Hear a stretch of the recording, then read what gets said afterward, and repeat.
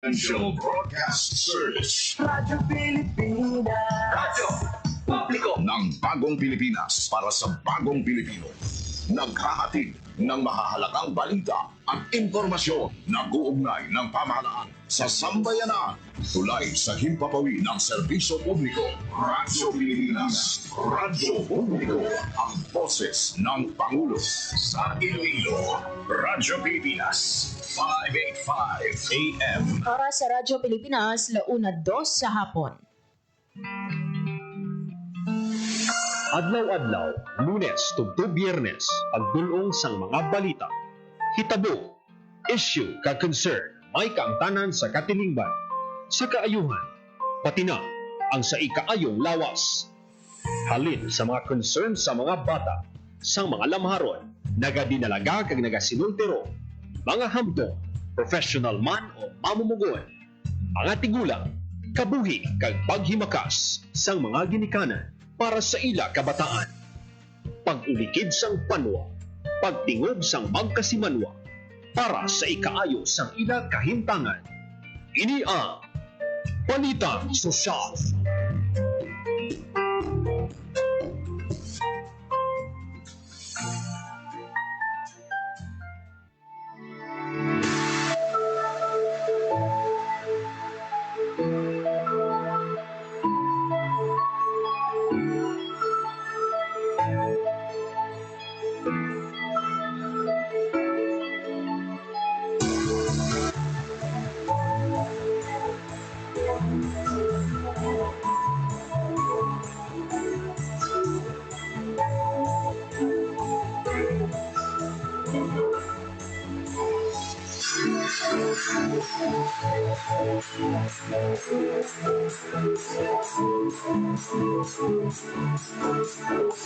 Mayong hapon Pilipinas, mayong hapon Western Visayas, mayong hapon syudad kag probinsya sang Iloilo.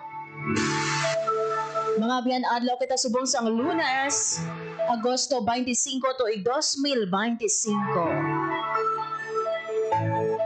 Good afternoon, good afternoon. Kamusta ka mo mga biyan? Kamusta ang inyong weekend? Sa mga kauturan nato no nga nagapahuway-huway subong Agosto 25 because isa ka holiday. Lagi na sa ulog naton mga abyan no subong August 25 ang aton National Heroes Day.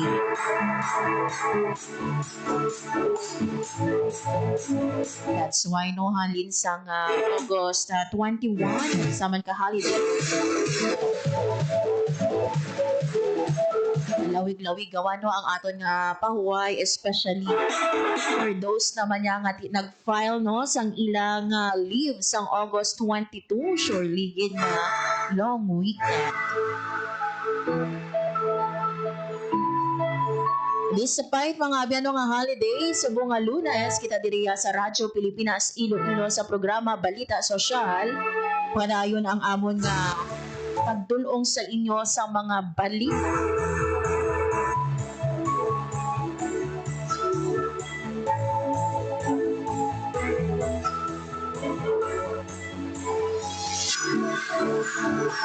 Kamusta dira no sa inyong area? Diri no sa aton sa syudad sang Iloilo may pila ka mga lugar no nga nagaulan. Like for example no dira sa distrito sang Molo kainan no paghalin nato nagabubo ang ulan. Pero pag abot diri sa city proper wala pag mala ang dalan.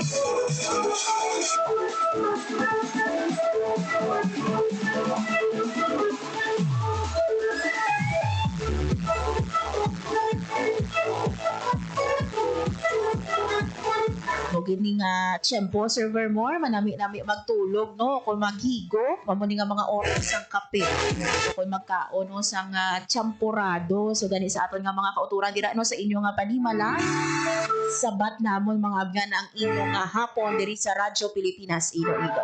Sa kinaanda na kung inyo alagad Maria Grace Aranyata ka magaob na kita tugtub 1:55 subong nga hapon. Yes, kita mga beno magapatpat sang pila ka mga balita naton lokal kag national magakuha kita na isang pina naton ka latest nga weather update kaupod ang aton nga pag-asa Iloilo. Radyo Pilipinas. Sa atong pinakalinya, si Ma'am Lenore Silvestre, ang atong nga weather observer sa pag-asa Iloilo. Ma'am Lenore, maayong hapon. Hi, hello everyone. Mayang hapon. Yan ang ating latest weather update para sa subong adlaw Monday, August 20, 2025. As of 8 a.m. pa din ang aga, ang monitor natin nga LPA. Ay, sinestimate natin nga may kalayon 150 km east of D1 Eastern Samar. Ang inyong LPA may low chance ini nga mag-develop into tropical depression within the next 24 hours. Tampang pag-westmonto naman, nag-aalat siya sa may western section of southern Luzon. Hindi naman sa western Visayas, maka-experience siya kasi sa magal-uwal kalangitan, kung may mga paglaptanap ng mga pag-ulan ng lahat pa na buong tugas ng LPA. Mahina ito ito makasarawan naman ang hangin natin na maghahalin sa direksyon ng west to southwest na magadalas ang nakanay sa ito makasarawan ng pagpalit ng ating kadagatan. Important temperature natin generally nasa 24 to 31 degrees Celsius. Ang adlaw nagbudla kami ng 5:40 a.m. kung magkatunod ini 6:03 p.m. karon sa hapon. Pagmula ang atong latest weather update, halin dito may Iloilo weather station. Ako si Lenore, pang-pastor magamulid niya. Salamat. Ma'am Lenore, balikan ko lang mention mo no, ining LPA nga sa sunod sang par, wala ini tsansa nga mangin isa ka bagyo. May low chance, ma'am. May low chance na mag-develop into tropical depression. Pero ma'am, as of now, aside sa sinino nga LPE nga ginabantayan naton, may ara pa ba lang kita ginabantayan paghihit nga any weather disturbances sa sunod ko sa gumaman sang par? So siguro nga wala naman kita sa hindi nga monitor pa nga event. Aside diri sa ating nga LPA, ma'am, sa silid sa ating nga par. Ma'am, subong bulan no sang Agosto, although nga pila na lang kaadlaw no magatakop na sa bulan sang Agosto, milauman bala kita nga magasulod paghid nga bagyo no antes kita magkambyo kumbaga sa bare months naton. Yes, ma'am. So far, doon ka naman wala ka natin na ginadula ang mga posibilidad na may magdohaw ng mga bagyo na sininga last week sa ating mga August. Okay. Lastly, Ma'am Lenore, sige. Lastly, Ma'am Lenore, no, ang imo nga panugyan sa aton nga mga tagpalamati. Ang closely monitoring natin ng ating mga weather updates na pag-word na post sa ating nga social media site. Ako ang Facebook, pag-experience sa ating nga page na pag-asa bnc.gov.ph para then mag-ulit match lang sa taas para makapagkita sa kung ano at hindi mo sa in case na mag-develop man sa intertropical depression ang ginamonitor natin nga update. Okay. With this, Ma'am Lenore, madamo ginya salamat. Madaming salamat lang po kumain adlaw sa lawas. Radyo Pilipinas. Radyo Publiko. Radyo Pilipinas. There you have it mga biyan, si Ma'am Lenore Silvestre, ang aton nga weather observer gikan sa Pag-asa Iloilo no sa pagdulong sa aton sa pinaka-latest nga weather update.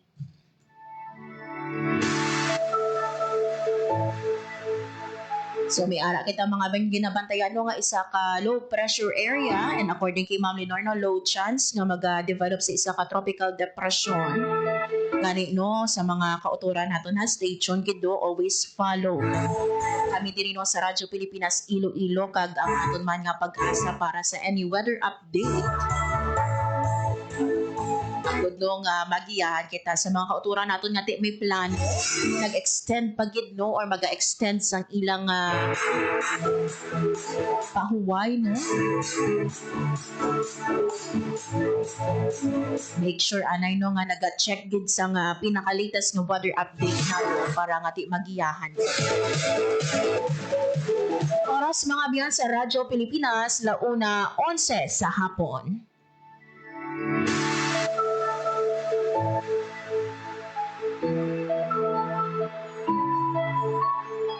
As mentioned earlier, mga abyan, no, subong August 25, 2025, ginasaulog natin mga abyan ang National Heroes Day.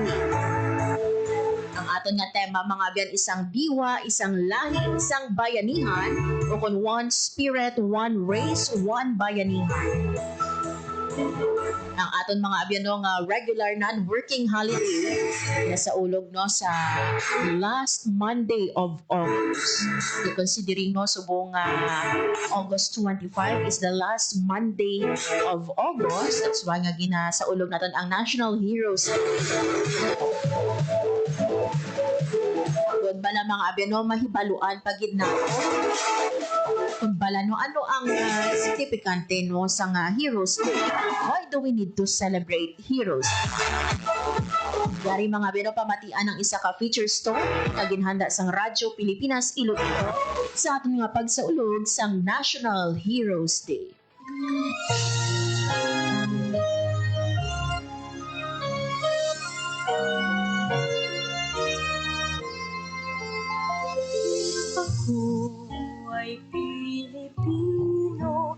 Subong nga adlaw ginakilala ang mga anay kagkaroon ng mga batanihan sa Pilipinas, ilabi na ang mga nagpakigbato para sa kahiwayan sa punsod sa revolusyon.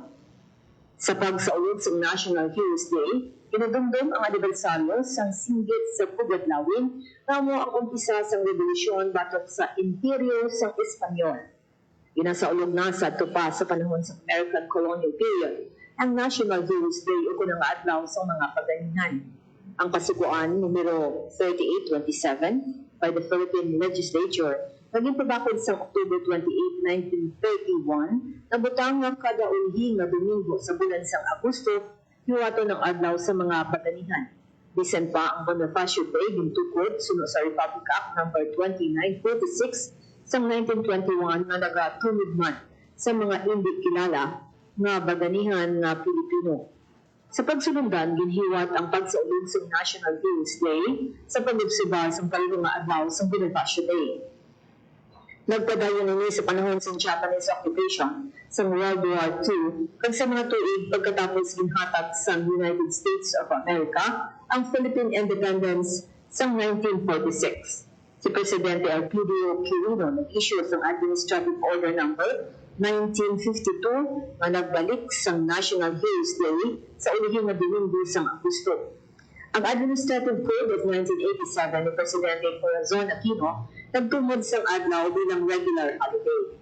Ang petsa sa holiday gini-vice liwat sa tuig 2007 inigid sa ulihing na Lunes sa Agosto at mahayag sa Republic Act No. 9492 nagipirmahan ni Presidente Gloria Macapagal Arroyo.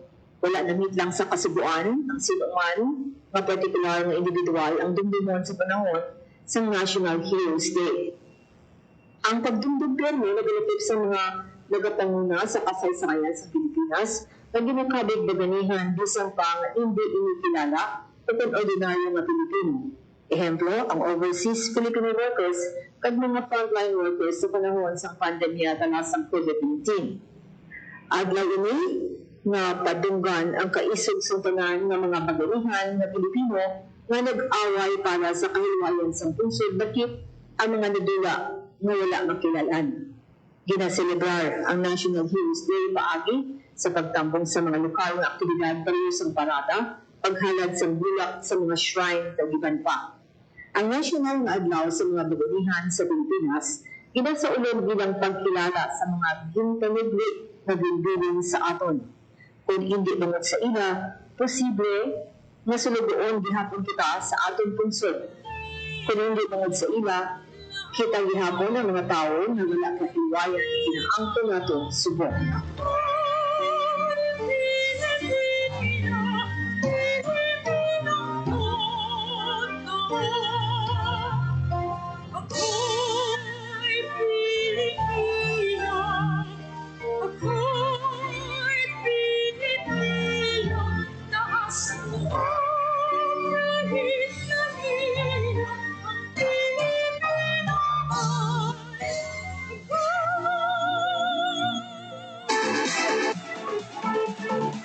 So there you have it mga abyan no, ang feature story no nga ginahanda sang Radyo Pilipinas Iloilo sa pagsaulog naton sa National Heroes Day.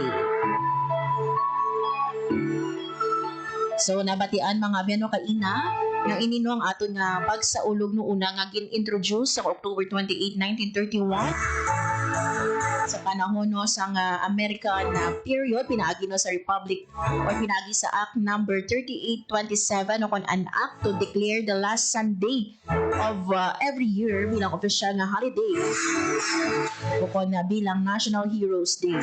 Apang mga abyan sa tiono or sa panahon sa Japanese si then President Jose P. Laurel ginhalin ang petsa no para maka-coincide no sa Bonifacio Day sa November 30. Apang si former President Quirino yung balik mga abyan sa last Sunday of August pinaagi sa Administrative Order 190 series of 1952 pagkatapos ng Second World War. Apang sa 2007, si then President Gloria Macapagal Arroyo, impirmahan niya no ang Republic Act number 9492 nga nagahalin no sang pagsaulog natin sang National Heroes Day kada last Monday of August. While ini mga abyan no habaga ni kaina sa feature story no while we are celebrating this no ang aton nga National Heroes Day para no sa aton nga mga baganihan para kapareho no kay Dr. Jose Rizal, Andres Bonifacio, Gumbursa kag Apolinario Mabini ini mga abyan no nga pag sa ulog naton wala lang nagalimit no sa gin-mention naton nga mga heroes o mga baganihan. But this day also mga abyano is a day to remember ang mga heroes, ang mga baganihan sa aton nga history, sa aton nga nasyon. So nabatian ina no ang hambal no sa feature story nga gi-prepare sa aton nga aking station manager ang Bing Pabiona. We can also consider heroes no especially those ang mga frontliners naton especially during our COVID-19 pandemic and even our modern day heroes. Ato no nga mga overseas Filipino working and those no nga di until now nagapakigbato no para sa kahilwangan sang aton man nga po. Diri mga abyan sa ato no sa Pilipinas ng pangunahan no kaina ni President Ferdinand R. Marcos Jr. ang pag-commemorate nato no sa National Heroes Day pinaagi no sa paghatag sang no sa tomb sang unknown soldier sa libingan ng bayan sa Taguig City. As mention no ang aton nga tema ang isang diwa, isang lahi, isang bayanihan o one spirit, one race, one bayanihan. Ini mga abyan nag-highlight no sa kaisog sa mga Filipino heroes both known and unsung na nagpakigbato no sa hilwayan kag dignidad.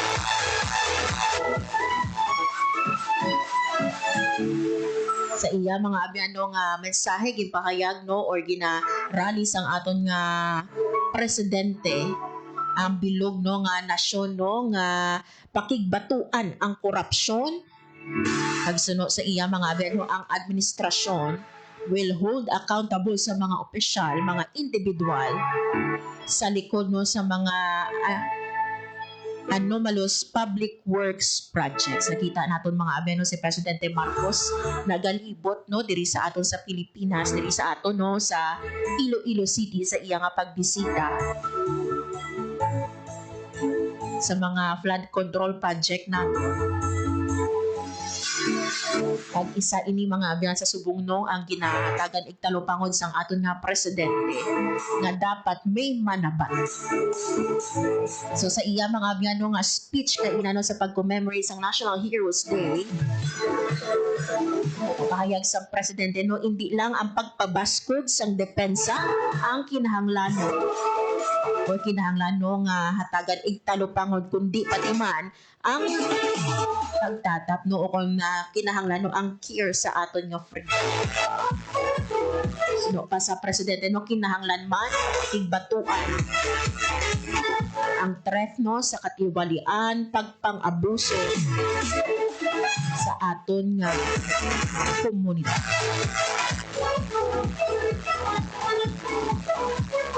Pahayag pa sang presidente no, ang korupsyon wala lang nagatakaw no sa public funds. Matlabi na gid no sa ikayong lawas sa dream sa future sang next generation sang mga Filipino. Pasalig mga biyar sang aton nga presidente, hindi na maliwat, siguraduhon no nga hindi na maliwat ang kadulaan no o kung madula no ang respeto ang pagmalasakit sa taong bayan. So amo ini no ang mensahe sang aton nga presidente sa National Heroes Day. And kapay pa mga biyan no kita nga mga pumuluyo. Kung minabalaan kita dira no nga mga korupsyon, anomalya sa aton man komunidad o sa diin man kita. Kinahanglan nato no nga maghambal. Sabay pa no ang kakulba no ang kahadlok hindi ini mangin upang.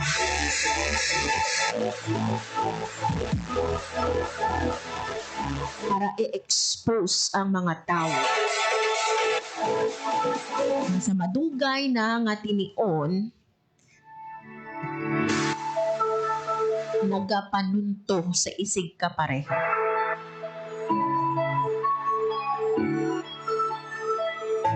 Let us all become kapareho sa aton nga mga heroes nga wala migil kahadlukan.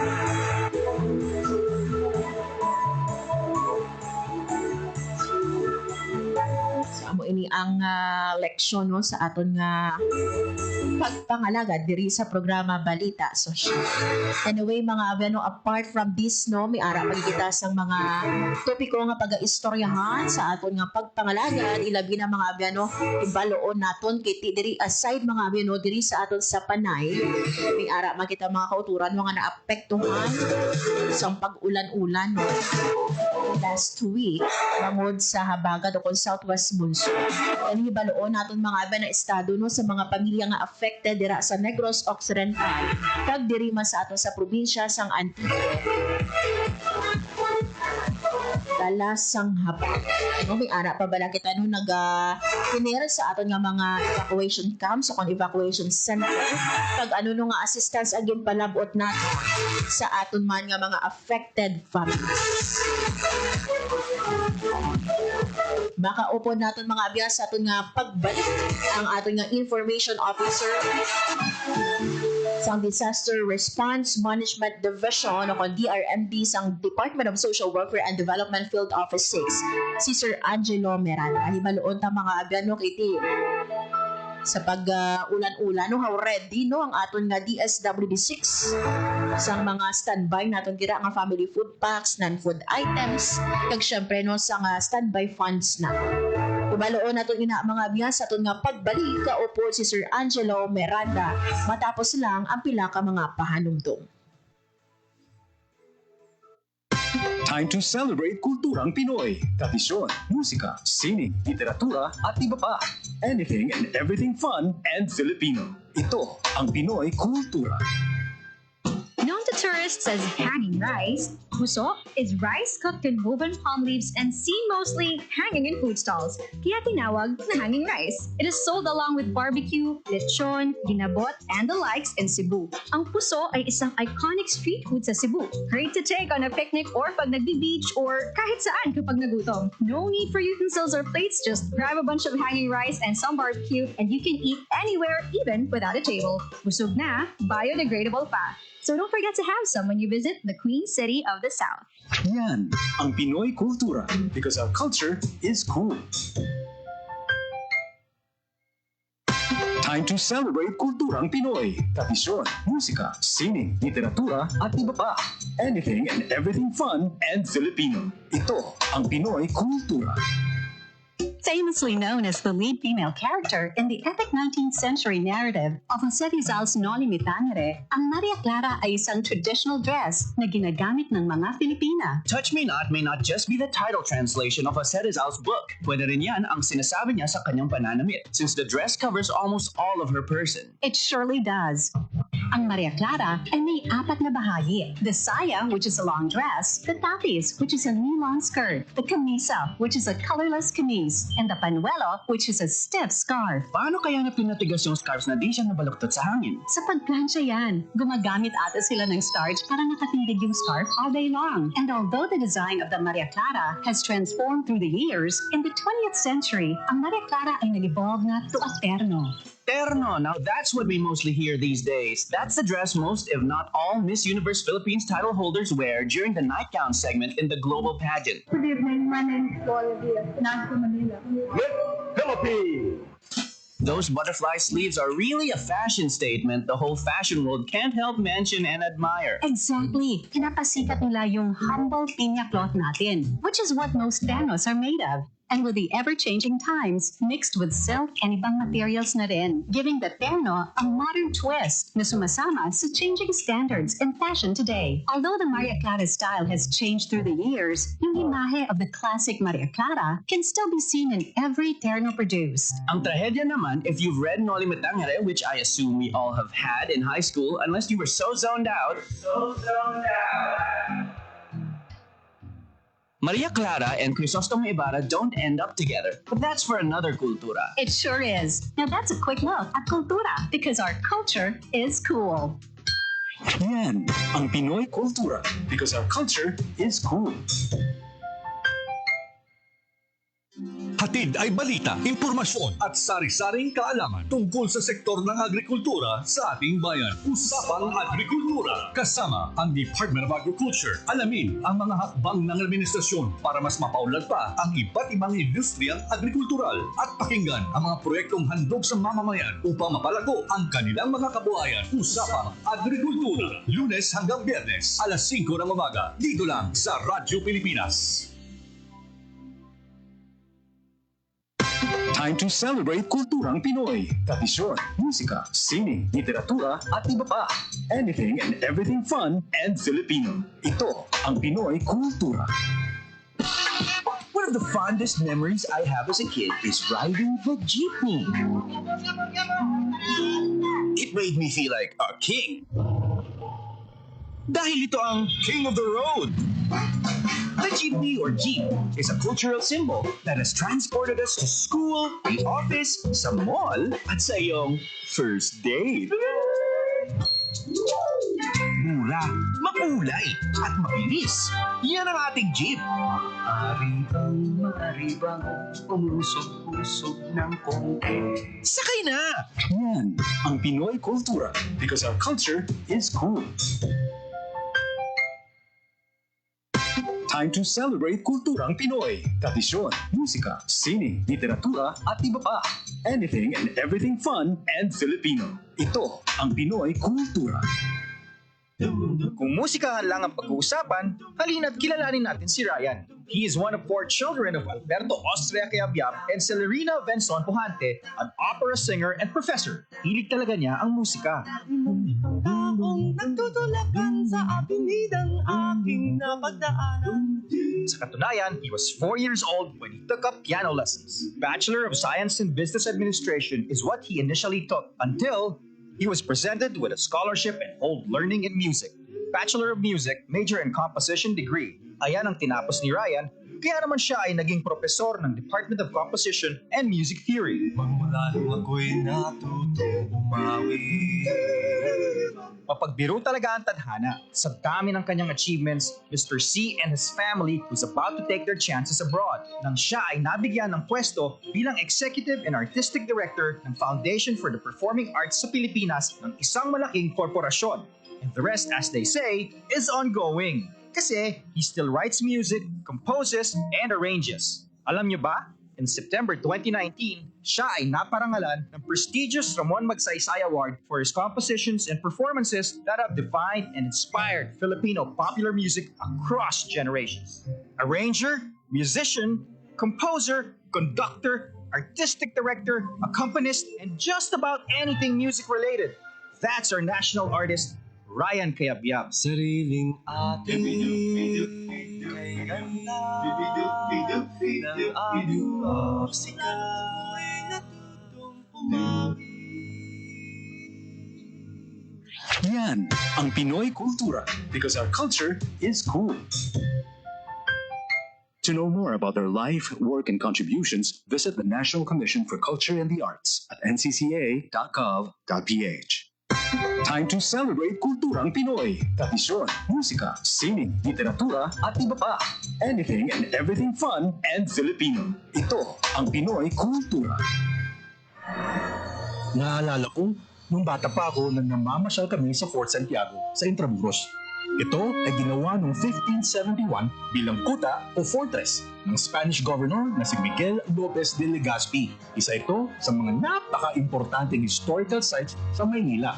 Marami ang nagbuwis ng buhay dito noong kapanahunan ng mga Kastila at noong World War II nang ginamit ito ng mga Hapon bilang kulungan ng mga Pilipino at Amerikanong kanilang nahuli.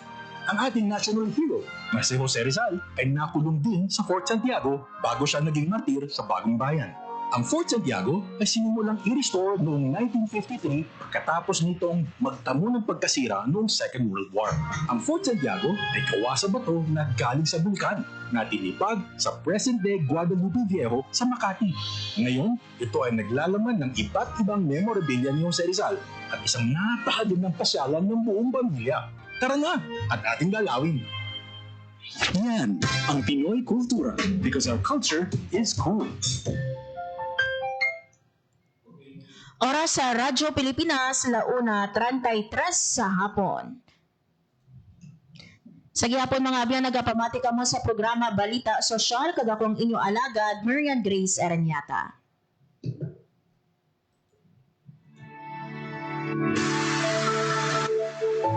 As mentioned earlier, mga abyan, subong nga hapon, magakuha kita sa aton man nga update gikan sa aton nga Department of Social Welfare and Development o kung DSWD Field Office 6 ibaloon naton mga abyan.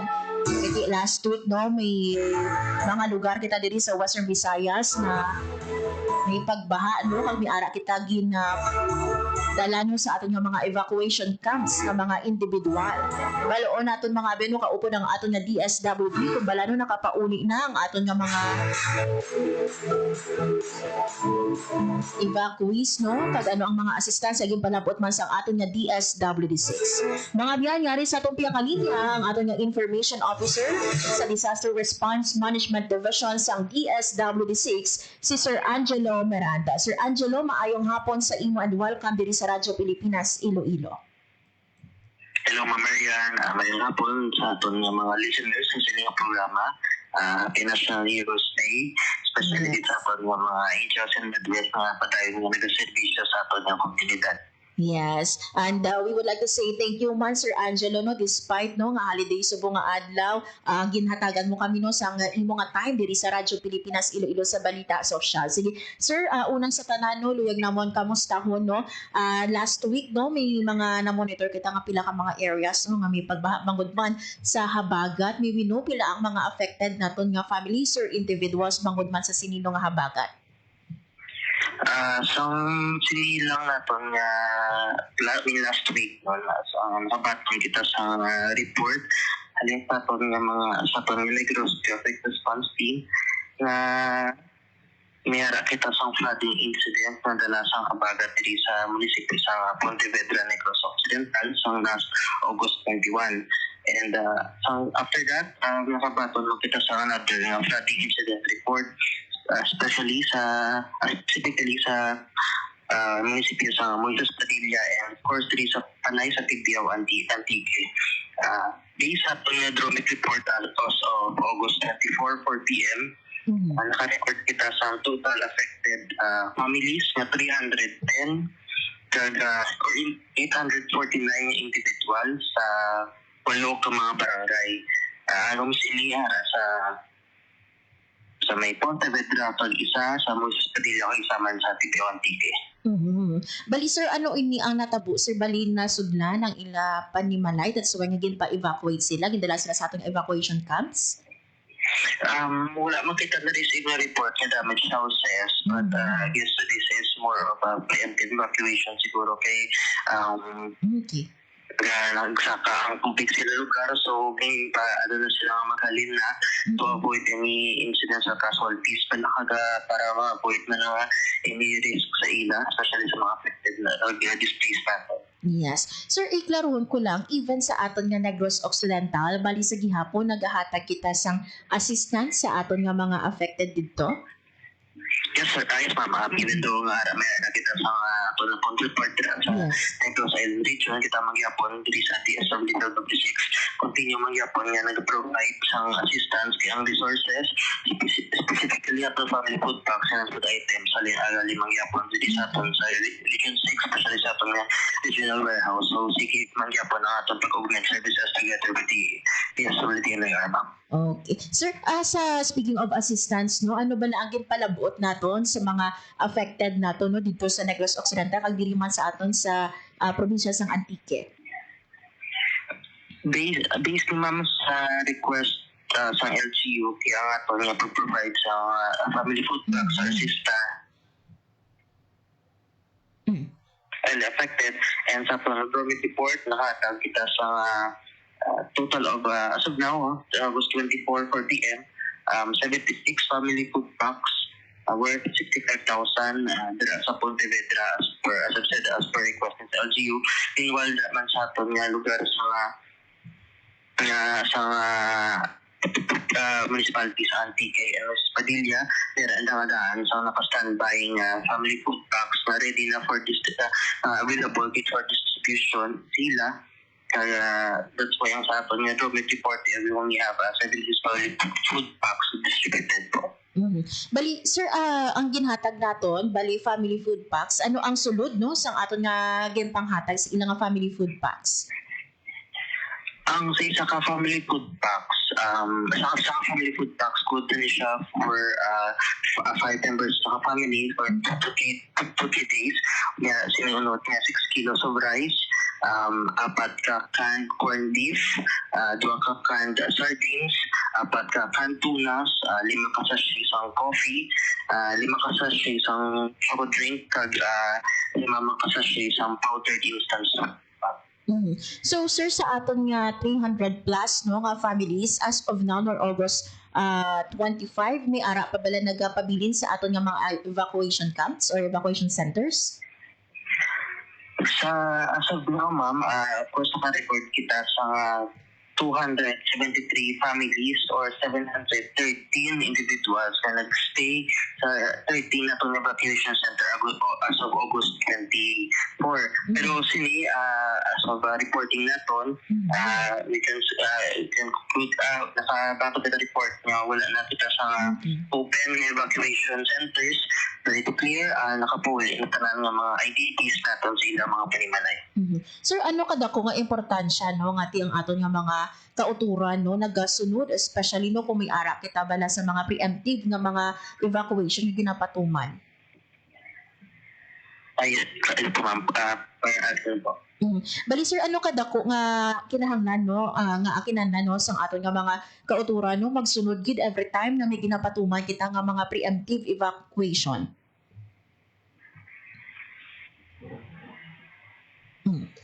Ang as part ng aton nga disaster preparedness, kailangan gid ang pagpasunod naton sa aton nga preemptive evacuation kay ini sa part ng naton sa disaster preparedness, ensure na ang mga those mga prone sa disaster, especially sa pagbilaha, ay sila pala may out of risk sila, especially before magigo ang sa disaster. This is to reduce ang numbers ng casualties kag makalaw gid, especially sa aton nga kita sa DSWD as a Vice Chair Disaster Response for better planning kag makalugit kita sa resources kit. That's why you need to get ever may mga announcement for evacuation, especially for LGUs, especially from our part LGAs or government agencies. Kinanglan gid nga aton mga pumuluyo, kinanglan automatic gid ka magsunod Kaya ini isama ni ka step na to para ma-ensure na wala sa yan casualty kag ensure nga malayo sila sa isa sa katalagman. Yes. And sir, no, diri sa aton sa DSWD6, you've mentioned kanina mga warehouses nato, no? Pero may ara bala kita bastante pa nga supply, no, sang aton man nga food packs, sang aton nga non-food items, and even standby funds nga ready i-augment no sa mga LGU naton. Yes, ma'am. Based man sa aton economic report as of August 24, meron kita sa standby family food packs worth 66,405,274.57.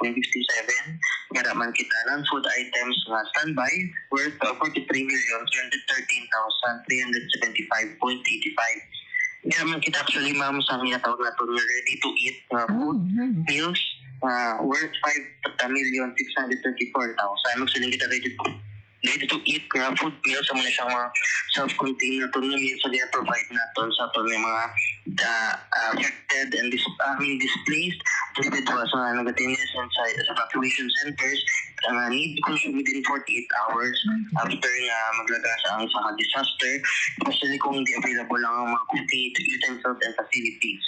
Kaga last year, ito sa standby fund na 2,790,000 and this all equates to 118,142,650.42 standby resources and funds po. Yun. So, ready, sir, ang aton nga DSWD, no, nga maghatag sang augmentation in case nga magakinahanglan ng aton man nga mga LGU. Yes, ma'am. Lastly, Sir Angelo, no, ang imo nga panugyan sa aton nga mga tagpalamatino, especially no nga nagaulan-ulan, subong ang inyo nga panugyan no, sa aton mga DRMD sa mga tagpalamati naton. Yes, ma'am. Kita sa DSWD Field Office 8, of course, as per guidance and directives sa aton Secretary of Extension and of course, under directives man sa aton OIC Regional Director, Sir Rosalito Estember, at kapanugyan, nag-ensure kita ang mga affected nato na families, pag mga displaced nato na families, in-ensure nato na sila may access to food, sa food, kag non-food nato na essentials. That's why kita nag-work yun sa mga LGUs to address ang needs, to reassure man nga ang atong mga warehouses na remain stocked with, kag available lang atong mga resources for continuous distribution, especially in preparation for future disasters. That's why kita padayon pag-atay assistance to make sure na sila they always get the support ng kinanglan nila. That's why pagpabalo sa aton nga mga pumuluyo nga ready ang atong gobyerno nga magapuli in case na kinanglan nila sa assistance and need. Ang kinanglan naton subong is especially sa atong mga pumuluyo ang mag-coordinate sa mga LGUs kag magpamati sa mga protocols ng kinanglan sa evacuation kini para in sila to ensure their safety and well-being. We'll do this to ensure na discuss to sa disaster, wala sang community nga magapapilit. Yes. With this, Sir Angelo, madamo gid nga salamat sa imo kag maayong hapon, sir. Maayong hapon sa tanan. Maayong hapon, ma'am.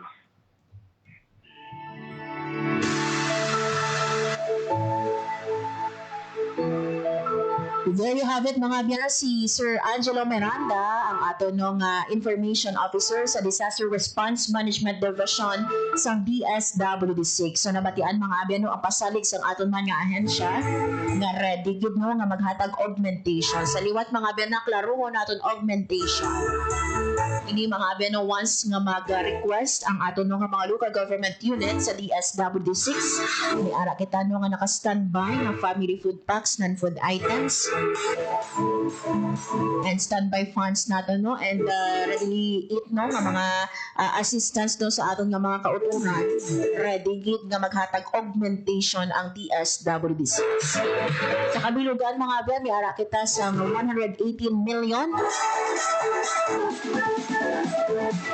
na available relief resources.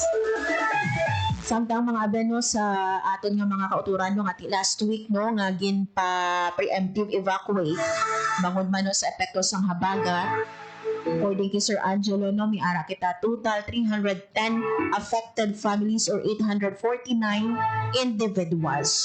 So out of this number no, 713 sa ila ang nagtinir sa aton nga evacuation center, samtang 136 individuals ang nagtinir no sa ilang mga kakilala o sa ilang mga himata, pero as of now or as of today wala na no sang nabilin pa sa atong nga mga evacuation camps.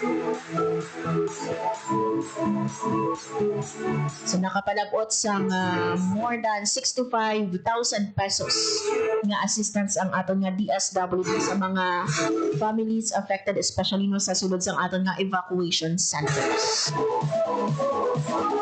Oras mga biya sa Radyo Pilipinas, sila una 46 sa hapon.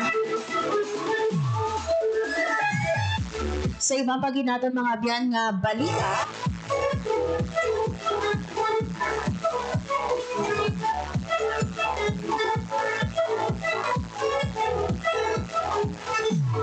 ay mga biyan no kadto kitas ato nung sports at daog mga abyano sa iya nga unang hampang no sa US Open si Alex Iya.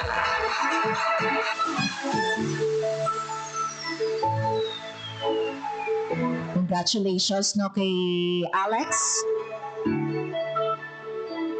sa iya nga historic no nga win matapos no nga gimperde sini ang world number 14 nga si Clara Tauson sang Denmark sa score nga 6-3, 2-6, 7-5 ug 13-11 sa opening round sang US Open Women's Single.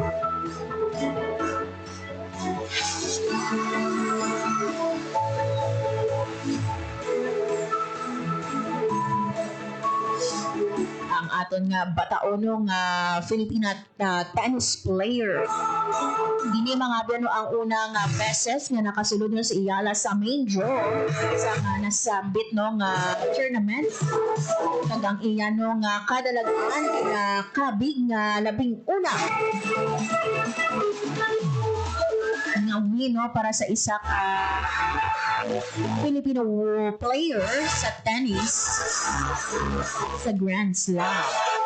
Ang sunod mga biyan nga makontrano ni Iyala ang magadaong no sa tunga nanday Cristina Buxa sang Spain at Claire Liu sang America.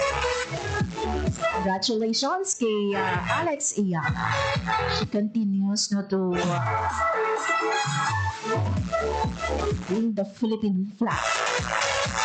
Grabe no ang sa nauturan nato nga nagalantaw gid no ang nakita nato no sa isa sa mga interview no kay Alex right after sa iyang tournament. Pasalamatan niya no ang mga Pilipino nga ara man dito no naglantaw nag-cheer sa iya. And even no madamo sa mga kauturan naton nga even diri sa Pilipinas nagahulat no sang iya tournament because she continues no to make us proud. Namo sang mga nakita nato no nga nagasinggit no nasadyahan sa sininga kadalagaan ni Alex sa 2025 US Open first round. So let us hope no, let us pray no sa sining journey sang aton man Filipina tennis player. Oras mga biyan sa Radyo Pilipinas na una 42 sa hapon. Wala na kita sa nabiling nga oras sa aton nga pagpangalagad. Maayong hapon. Sa tanan nga mga nagatutok subong nga hapon sa aton nga radyo, sa mga nagliso sa 5858 at syempre sa mga nagalanta sa aton nga Facebook Live. Good afternoon sa inyo. Mayong hapon kay Tita Marlene Heral Pimentel. Aton nga mga kaugdanan dira no sa Chameleon Association. Kag sa ibang paginaton nga mga kauturan nga nagatutok subong nga hapon madamo nga salamat. Sa liwat na thank you Marky Sir Angelo Miranda, aton nga Information Officer sa Disaster Response Management Division sa DSWD6. At syempre madamo nga salamat sa akon mga katuwang technique. Sa studio, Sir Vermer Aventura kag samong transmitter, Sir Jeffrey Bitti. Mga biyan ako na lang kids si Maria Grace Aranyata kag ini ang Balita Sosyal. Ito ang Presidential Broadcast Service. Radyo Pilipinas. Radyo Publiko ng Bagong Pilipinas para sa Bagong Pilipino. naghahatid ng mahahalagang balita at impormasyon na guugnay ng pamahalaan sa sambayanan. Tulay sa himpapawid ng serbisyo publiko. Radyo Pilipinas. Radyo Publiko. Ang boses ng Pangulo. Sa Iloilo, Radyo Pilipinas. 585 AM.